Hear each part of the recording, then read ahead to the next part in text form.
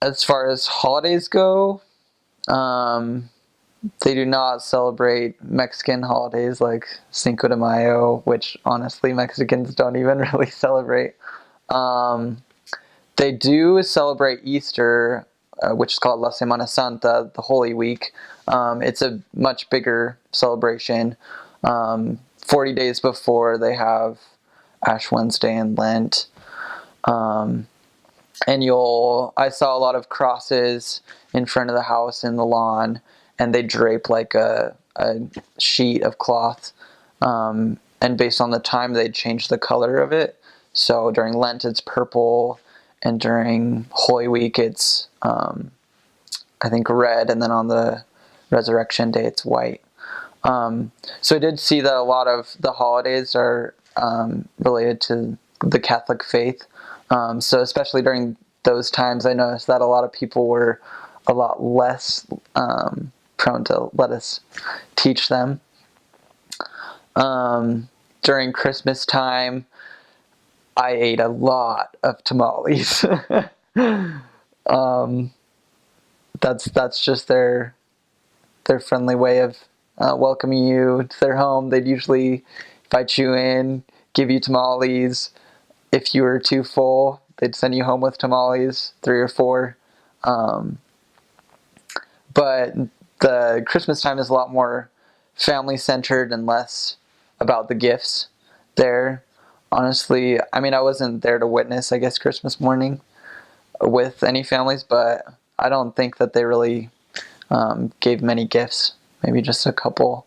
The night on Christmas Eve, there's lots of fireworks, so that was a little different. Most people stay up really late on Christmas Eve, and that's kind of a bigger deal there.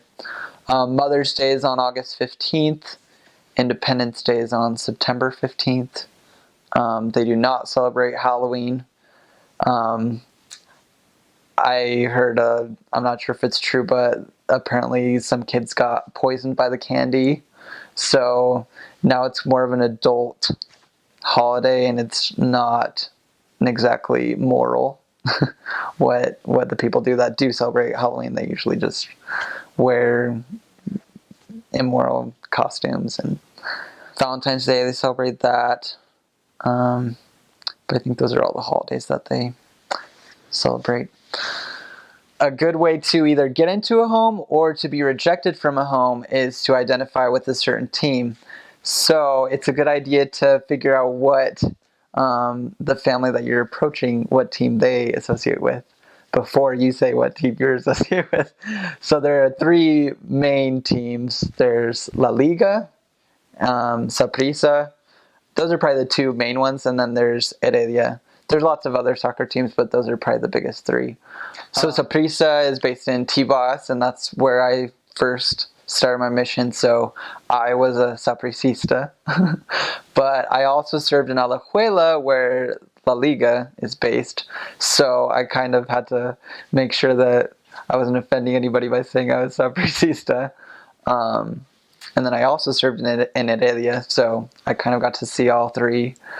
There's a lot of tension and competition when that game comes around between those teams. Okay, so holidays first. In April is Semana Santa. So like when we're here celebrating Easter, they have Semana Santa. And they always have a huge parade and a procession, and they have events going on every day throughout the whole week. Sometimes it's fun to watch, and sometimes it's a little overwhelming. But it's definitely a huge cultural thing for them to celebrate Semana Santa. And then in September 18th is their Independence Day. And actually a lot of countries in Central America and Mexico celebrate this day of independence. And so there's always a huge festival. Schools put on parades. Everyone dresses up. Costa Rica's colors are red, white, and blue, or very similar to a lot of countries. And they have a typical dress that they wear just for this holiday. There's not really like typical clothing that's kind of like Guatemala or Peru, where they have patterns or colors or types of clothing that's very typical for them. Costa Rica doesn't really have that. But for this holiday, they have the women wear this white dress that has like a big, I don't know what to call it. But basically just like drapes over right here, and then they have ribbon going across the dress that are red and blue. And then men wear like a hat, and they have like this other, like a white shirt that has the red and blue designs on it.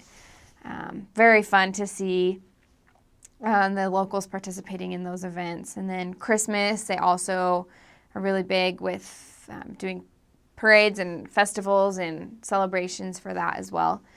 So in Costa Rica, and this is with Latin people in general, but people in Costa Rica are very friendly. They will offer you what they have, even if it's not much, even if it's a glass of juice. If that's all they have in their home, like, you will drink a glass of juice before you leave their house. And they're very generous when it comes to that. And they have a saying that actually drove all of us missionaries nuts. They'd say, "Si Dios quiere," or "if God wants." So we would ask them, like, "Hermano, are you coming to church on Sunday?" "Ah, si Dios quiere," like, if God wants. We're like, of course he wants you to go to church. But that was that would be his way of saying, oh yeah, like, yeah, I'll be there, but he's really not sure, and then they don't come. But yeah, so si Dios quiere, and they say that in regards to anything, like, not just to the missionaries, they say that to everybody. Costa Rica people, another thing. So they call themselves ticos or ticas. So ticos for men and ticas for women. So you'll hear that a lot. And soccer is a huge thing in Costa Rica as well. So they have 3 major soccer teams, La Liga, Saprissa, and Heredia. And Heredia is kind of like off to the side, like the big, like, what's the word I'm looking, like the, like, dual, or the, anyway, is Saprissa and La Liga. Like, you are either liguista or sapricista, and, like, that is just how it is. So you'll hear a lot of that in Costa Rica as well. Let's see, but yeah, they're just a very friendly people. They are very welcoming, and like I had said before, like, they welcome anyone to come into their home, and they love to make connections and are just very friendly. Very straight up people. So if there's something you don't like, or something that's bothering you, or if they feed you something and you don't like it, or you can't eat it for whatever reason, like, be polite about it, but just tell them, like, hey, I can't eat this, or, you know, I don't really like this. They prefer honesty instead of you trying to beat around the bush, which is sometimes really hard because we do that a lot here. But they just prefer to be straight up and very honest, and so, which is something that's really great and also hard to adjust to. The Latin culture is giving kisses on the cheek to each other. So elders are, for obvious reasons, are not allowed to do that. But sister missionaries can do it to women, but they can't greet men with the kiss on the cheek. So elders just give handshakes to everybody, and then sister missionaries can greet other women with a kiss on the cheek. So that's also very common and something to get used to. And then you also, when you enter a home or when you leave a home, you have to greet and say goodbye to every single person. So it may take you an additional 5 minutes to leave the house, but just that's how it is. Culturally acceptable and expected to go and say goodbye to every single person. Or when you get to a house, you know, give them a kiss on the cheek or shake their hand, and do that to every single person as you get there, and then do it again to every single person as you leave the house. So it's a huge thing that, and if you don't, they understand, because it is a cultural thing, but because you are there and you're living there and want to be respectful of their culture, it's something important for you to do. Soccer. Soccer is a tradition that is just massive in Costa Rica. They have actually two major teams that play throughout the country. One is called Alajuela. That's one of the major cities in the main valley, and probably like half the country are go with the Alajuela team, and that's the colors are red and black. And the other team is called Saprissa, and that's on the other side of the valley.